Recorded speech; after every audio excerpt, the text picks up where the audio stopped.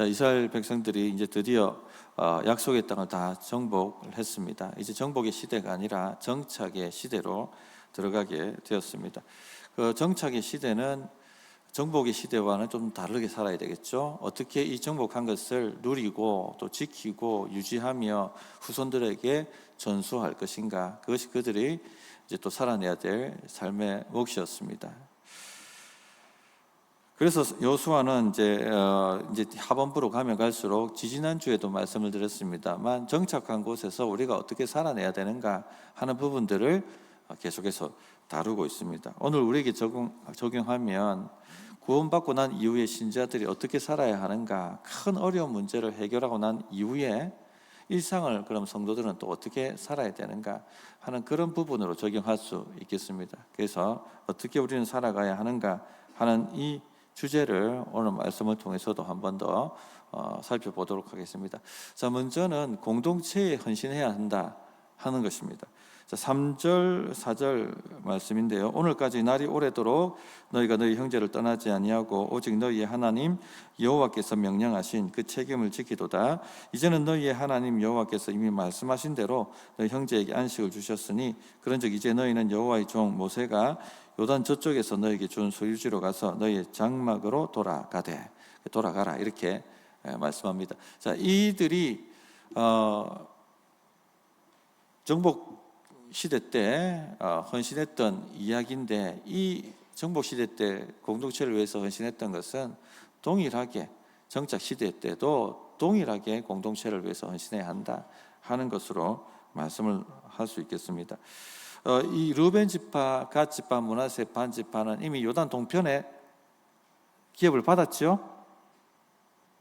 므낫세 반 지파는 요단 동편에도 땅을 받았고 또 요단 서편에도 땅을 받았기 때문에 므낫세 지파 중에 반이 요단 동편에 가고 므낫세 지파 중에 반이 요단 서편에 갑니다. 그래서 므낫세 반 지파가 요단 동편에 가겠다 이렇게 이야기를 합니다. 자, 그들이 요단 동편에 땅을 얻는 조건이 뭐였습니까?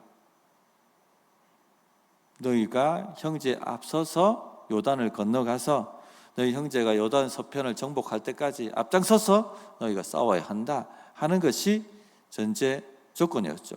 그래서 르우벤 지파, 갓 지파, 므낫세 반 지파가 실제로 요단을 형제들보다 먼저 앞서서 건너가가지고 형제들 앞에 선봉에 서서 그 정복 전쟁을 합니다. 그래서 요단 서편 지파들이 다 정착할 때까지 앞장서서 싸워 준다는 것이죠.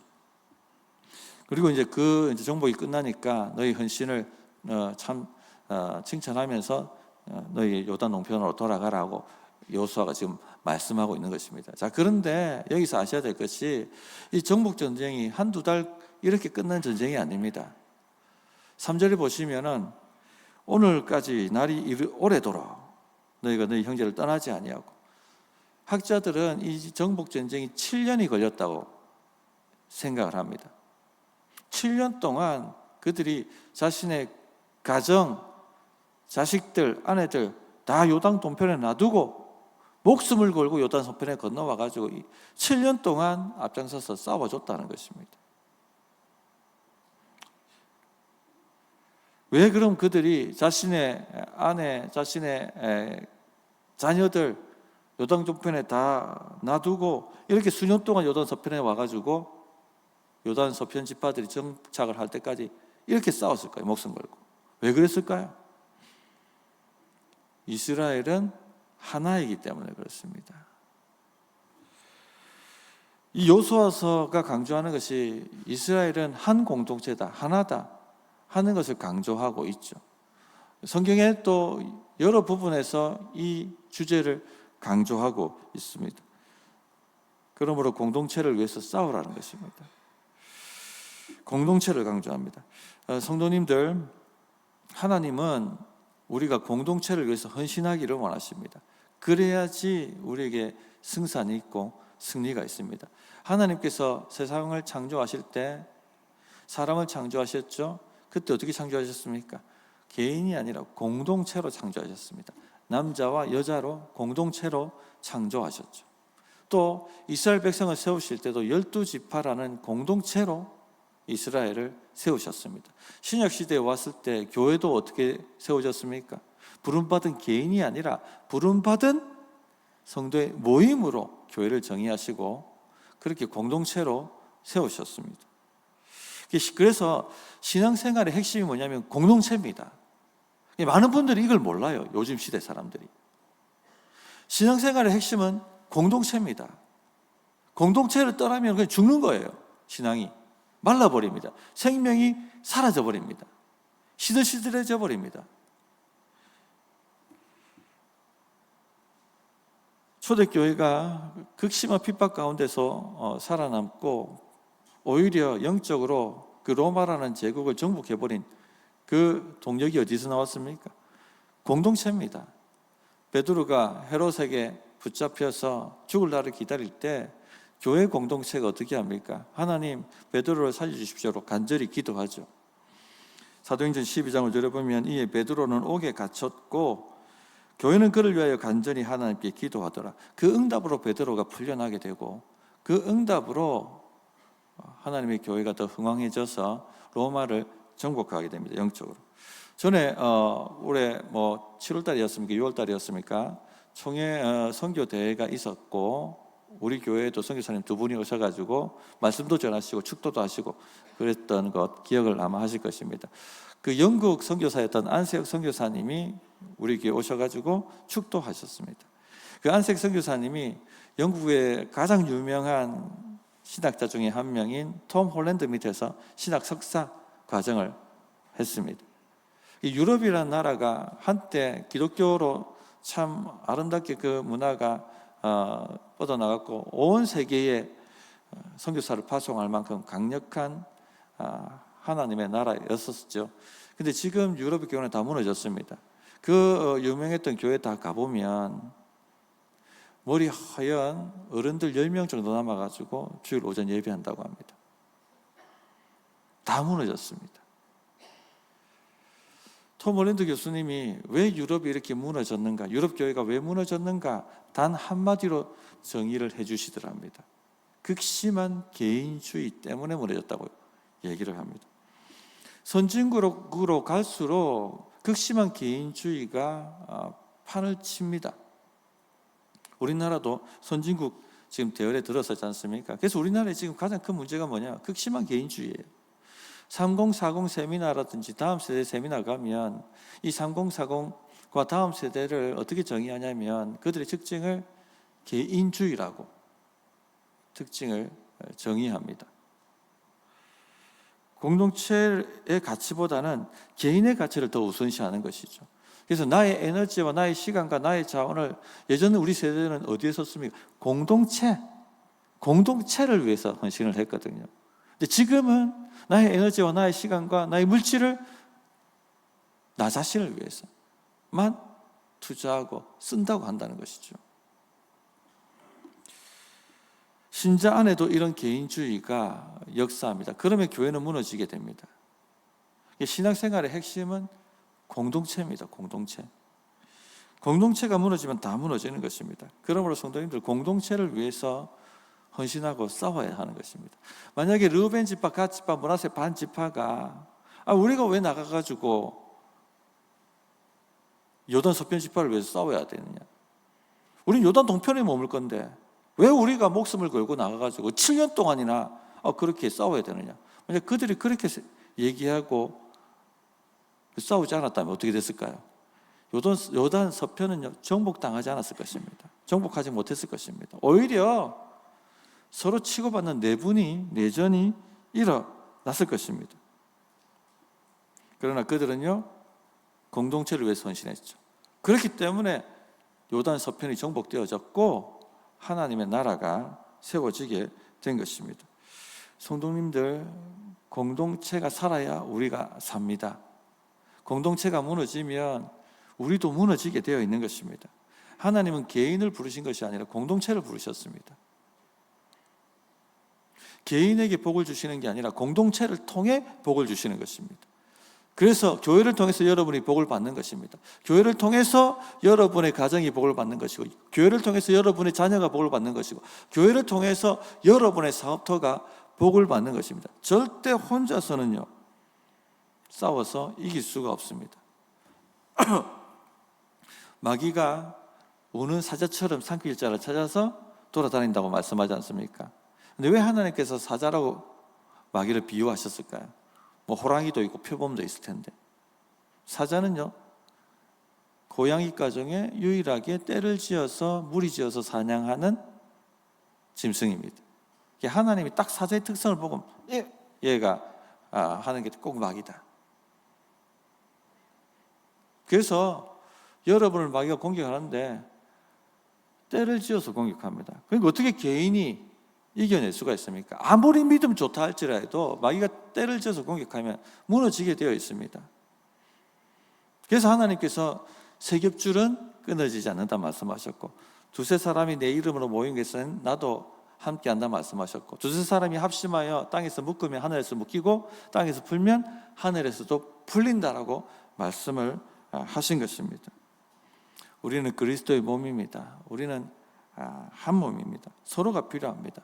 서로의 기도가 필요하고 서로의 섬김이 필요하고 서로의 은사가 필요합니다. 성도님들, 공동체를 위해서 싸우셔야 됩니다. 공동체를 위해서 헌신하셔야 됩니다. 그래야지 내가 삽니다. 그래야지 우리 가정이 삽니다. 그래야지 우리 자녀가 살고요. 그래야지 우리 사업터와 일터가 복을 받게 되는 것입니다. 생명을 얻되 풍성히 얻게 되는 것입니다. 그러므로 우리 공동체를 위해서 물질을 드리고 기도로 싸우고 자기 헌신으로 싸우고 그렇게 하실 수 있기를 바랍니다. 그게 본인을 지키는 길입니다. 두 번째가 뭐냐? 하나님의 말씀을 지킴으로 하나님을 사랑하라는 것입니다. 자, 5절을 보시면 모세가 돌아가는 루벤 지파, 갓 지파, 므낫세 지파에게 권면을 합니다. 5절 보시면 오직 여호와의 종 모세가 너희에게 명령한 명령과 율법을 반드시 행하여 너희의 하나님 여호와를 사랑하고 그의 모든 길로 행하며 그의 계명을 지켜 그에게 친근히 하고 너희의 마음을 다하며 성품을 다하며 그를 섬길지니라. 6개의 권면을 속사포처럼 쏟아내고 있습니다. 첫째, 모세가 명령한 명령과 율법을 반드시 행하라. 둘째, 여호와를 사랑하라. 셋째, 그의 모든 길로 행하라. 넷째, 그의 계명을 지키라. 다섯째, 그에게 친근히 하라. 여섯째, 마음을 다하여 그를 섬기라. 간단하게 종합하면 무엇입니까? 하나님을 사랑하라는 것입니다. 어떻게? 말씀을 순종함으로. 말로만 사랑한다 말하지 말고 말씀을 순종함으로 사랑하라. 그렇게 말씀을 하고 있습니다. 성도님들, 하나님 사랑하십니까? 말씀을 순종함으로 사랑하십니까? 근데요, 하나님의 사랑을 내가 경험하지 못하면 절대 말씀 순종함으로 사랑할 수 없습니다. 하나님께서 여러분을 뜨겁게 사랑하신다는 것 알고 계십니까? 우리가 상상하는 그 이상으로 하나님께서 여러분을 사랑하신다는 것을 알고 계십니까? 우리가 모두 죄인이었습니다. 하나님 찾지도 않고 구하지도 않았습니다. 죄인이 받아야 될 죄의 값은요, 사망입니다. 영원의 심판과 저주입니다. 그런데 하나님께서 우리를 너무나 사랑하셔서 그 아들 독생자를 우리에게 보내셨죠. 예수님께서 사람의 모양으로 오셨고 우리 죄를 대신 갚아내시기 위해서 십자가에서 죽으셨습니다. 이것이 참으로 그러하다는 것을 3일 만에 부활하심으로 증거하셨습니다. 하나님께서 우리를 사랑하셔서 사람이 되셨고 십자가에 죽어주심으로 그 사랑이 얼마나 큰지를 증거해 주셨습니다. 그래서 성경은 이렇게 말하죠. 요한복음 3장 16절에 하나님이 세상을 이처럼 사랑하사 독생자를 주셨으니 이는 그를 믿는 자마다 멸망하지 않고 영생을 얻게 하려 하심이라. 하나님께서 우리를 이처럼 사랑하신다는 것입니다. 성도님들, 이것이 가슴에, 머리가 아니라 가슴에 다가오십니까? 다가와야 돼요. 그래야 우리도 하나님을 사랑합니다. 말씀을 순종함으로 사랑합니다. 저는요, 지금도 잊을 수 없는데 이 독생자도 아끼지 않고 내어주신 이 사랑이 확 하고 가슴에 다가왔던 적이 있었습니다. 그 수가성 여인 이야기 아시죠? 요한복음 5장에 나오는. 남편을 여러 명 받고 가면서 살 수밖에, 겨우 삶을 이어나갈 수밖에 없었던 비참한 여인이었습니다. 사람들 앞에 드러나지 못해서 아무도 물길로 오지 않는 그 뜨거운 정오에 그 수가성 우물가로 물을 떠러 왔었습니다. 예수님께서 원래 유대인들은 결코 가지 않는 그 사마리아 길로 가셔가지고 수가성 그 우물가에 먼저 가 계셨죠. 그리고 이 여인이 오도록 기다리고 계셨습니다. 그 여인이 오자 하나님의 복음을 전합니다. 그런데 이 이야기를 딱 읽는데 이 수가성 여인하고 저하고가 딱 겹쳐지는 것입니다. 하나님, 저가 그렇게 하나님 찾지도 않고 구하지도 않고 하나님 말씀대로 사지도 않았는데 왜 하나님 저를 이처럼 사랑하십니까? 왜 저를 찾아오십니까? 그게 느껴지는 겁니다. 그게 가슴을 딱 치니까 갑자기 눈물이 확 쏟아지면서 주체할 수가 없었습니다. 나는 하나님 거부했는데 왜 이렇게 나를 찾아오십니까? 나를 사랑하십니까? 그렇게 하나님의 사랑이 경험되었습니다. 하나님의 사랑이 경험되니까요, 하나님의 말씀을 읽고 싶어지고, 하나님 사랑이 경험되어지니까 예배가 사모되어지고, 하나님 사랑이 경험되어지니까 그 말씀을 순종하고 싶어졌습니다. 나도 하나님을 사랑하고 싶었던 것입니다. 얼마 후에, 근데 저는 그 사랑을 경험했는데, 제가 그때 한번 얘기 드린 적이 있었는데, 저는 대학교 다닐 때 공대를 다녔고, 그 당시에 공대생들이 술을 많이 먹었습니다. 일주일에 한 2-3번 먹었던 것 같아요. 그런데 예수님 사랑을 딱 경험하고 나니까 술 먹으니까 이게 마음이 불편한 겁니다. 하나님, 저 이거 자꾸 술 먹는 게 하나님 기뻐하시지 않는 것 같습니다. 하나님, 제가 술을 끊겠습니다. 그렇게 기도했습니다. 그런데 또 술을 먹고 하는 거예요. 어느 날도 또 회개하고 하나님, 정말 제가 다시는 술을 입에도 대지 않겠습니다. 제가 입에 대면 정말 제가 호로 자식입니다. 이럴 정도로. 근데 친구들이 또 유혹을 하는 거예요. 혁아, 오늘 나도 한잔 하자. 나는 절대 술을 먹지 않는다. 그러면 콜라 사줄 테니까 콜라 먹으면 되지. 그럴까? 그러니까 딱 가자. 콜라를 헐쩍헐쩍 먹고 있으니까, 야, 딱 한 잔만 해라. 2잔도 아니다. 한 잔이다. 근데 그 한 잔 딱 먹는 순간 필름이 끊기고 또 아침이 되었습니다. 또 실패한 것이죠. 너무나도 비참하고 무릎을 꿇고 기도했습니다. 하나님, 또 먹었습니다. 저도 노력했습니다. 근데 안 됩니다 하고 그렇게 이제 하소연하듯이 기도를 했습니다. 근데요, 저는 그때 지금도 잊을 수 없습니다. 제 마음속에 생생하게, 아들아, 그래도 내가 너를 사랑한다, 그 말씀이 들리는데 바로 무너졌습니다. 떼굴떼굴 구르면서, 하나님, 내가 이처럼 못났는데, 이처럼 순종 못하는데 왜 나를 사랑하십니까? 하고 막 1시간을 한번 떼굴떼굴 구르면서 울었던 것 같아요. 그 다음부터 이 술 생각이 안 나는 겁니다. 유혹을 이겨낼 수 있는 겁니다. 하나님이 나를 이처럼 사랑한다는 게 경험돼야지 여러분, 하나님의 말씀을 순종함으로 사랑할 수가 있습니다. 지금 이 여호수아가 요단 동편 지파에게 너희가 이렇게 계명을 사랑함으로 하나님 사랑하라 라고 말을 할 수 있는 이유는요, 이들이 하나님의 사랑을 경험했기 때문에 그렇습니다. 애굽 종되었던 곳에서 하나님께서 그들을 건져내셨죠.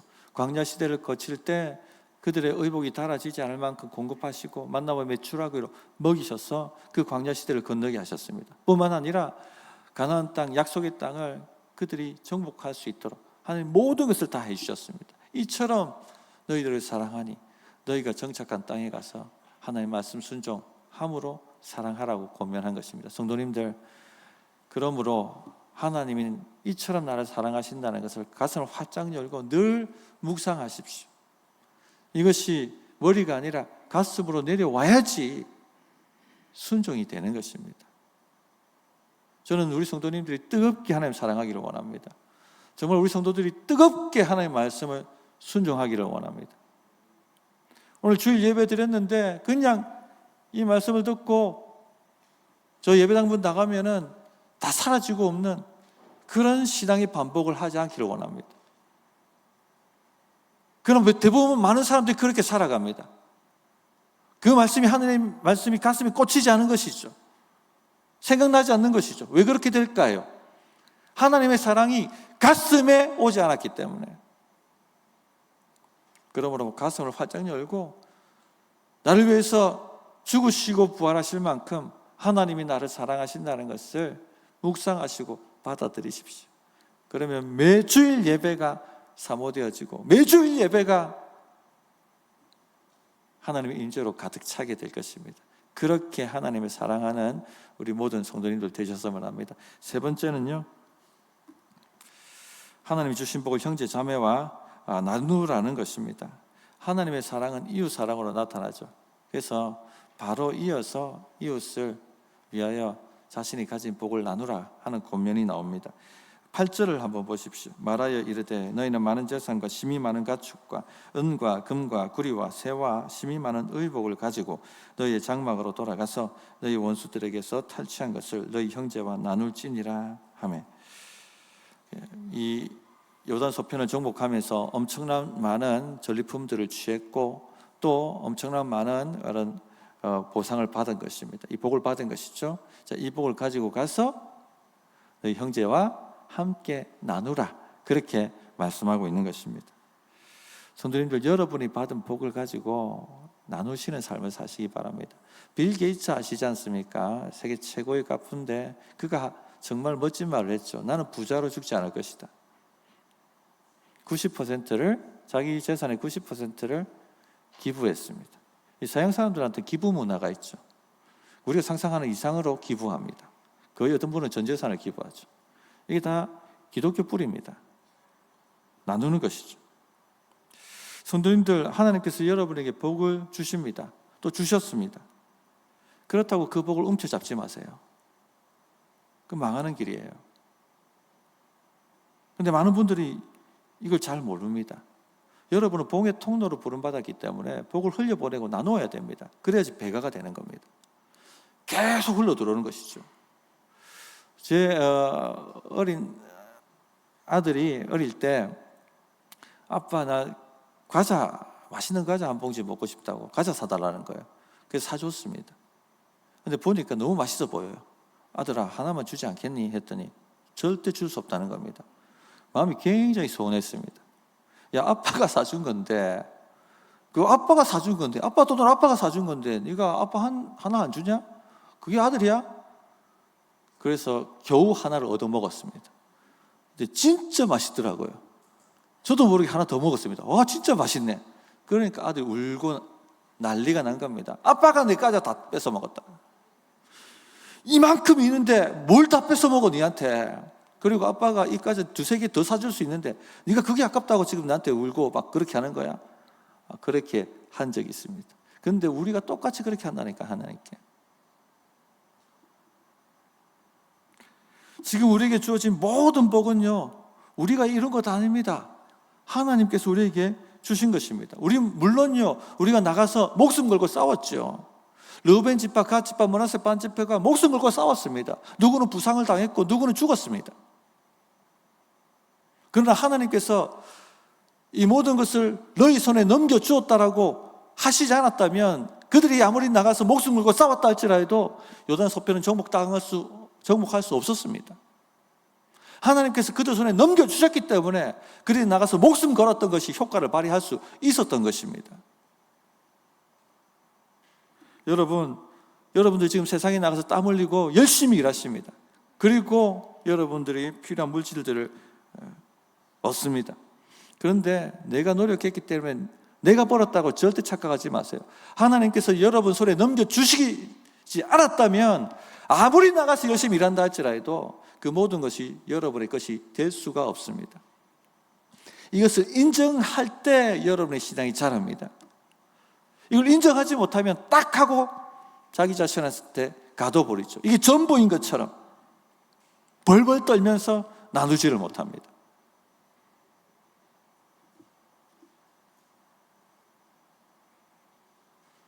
다윗이 사울을 비해서 블레셋 아기스 왕에게 갔을 때 아기스가 시글락이라는 성읍을 주고 거기 살라고 합니다.